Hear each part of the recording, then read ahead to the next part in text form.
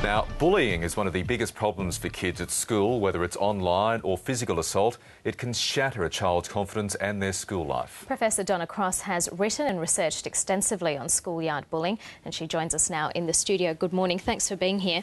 Now, we know the internet has changed how bullies operate. Has the education to combat online bullying caught up? It's a real challenge because I think there's so many behaviours that young people are trying online, and adults just always seem to be behind them in terms of understanding them. So schools are doing a good job, but I think it remains a good challenge for us. One thing interested me reading a research is that increasingly lots of kids have tablets, they're left to their own devices. They may be using that to cyberbully, but at the same time, the longer they're on these devices, the less time they're actually out there socially interacting, so their social skills are diminished, and that could lead to bullying in a physical nature.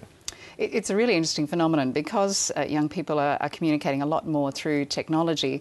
They're losing the ability to be able to watch faces and notice if someone's interested in what they're talking about, and really feels threatened by them. Exactly. So it's called social information processing. So I read you and I understand what I should be doing, and without that practice, children are really limited. You're also an advocate for teaching bullies better practices. How do you go about doing that? Well, as an advocate, obviously looking for every opportunity, like the National Centre Against Bullying conference today, trying to speak as often as possible to principals, to teachers as well as parents, to give them a lot of ideas and practical tips that have come from the research about ways to address children's bullying. Just if principals and parents are listening, I mean, what's the best way to approach a bully? What's the best way to tone down his or her behaviour? Well, it's interesting.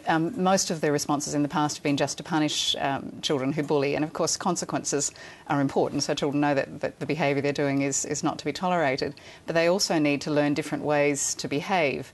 Often children who are bullying don't know how to get popularity, they don't know how to make friends, and really need support to do that, in addition to understanding their behaviour is inappropriate. Now, RMIT researchers recently found that excessive praise from parents can risk turning their children into bullies. Is that something that you have seen in your experience? It's interesting. There are lots of factors that lead to somebody bullying.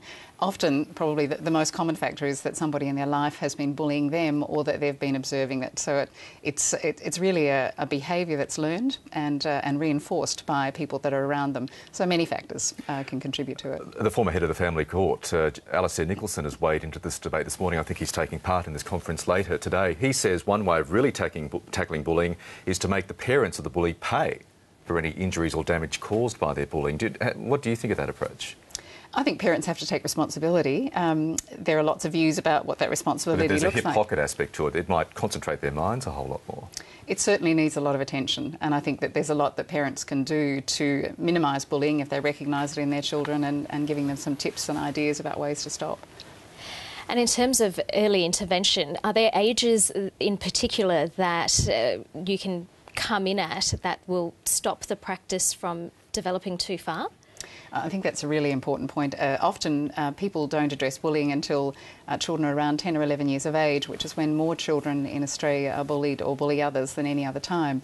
But really, we know that early aggression in children, particularly after entry into school, can often manifest into bullying, can become bullying when they get about 10 years of age. So trying to address that aggressive behaviour, to treat it in the same way that perhaps we treat children who can't read well. If a child's not reading well, we don't make them sit in a corner to think about better ways to read. If they're not behaving well, sitting them in a corner for a timeout doesn't help them. We need to scaffold their learning and provide support. You've been in the field for some time. Would you say bullying now is more prevalent than it used to be, say, 10 or 20 years ago? I think there's a heightened awareness. I think bullying's always been in our community, but the fact that people are now recognising the long-term harms and the short-term harms, of course, of bullying, and the importance of intervening early, a lot more responsibility has come to schools to address that. Donna Cross, thank you very much for your time. Thank you, and good luck today.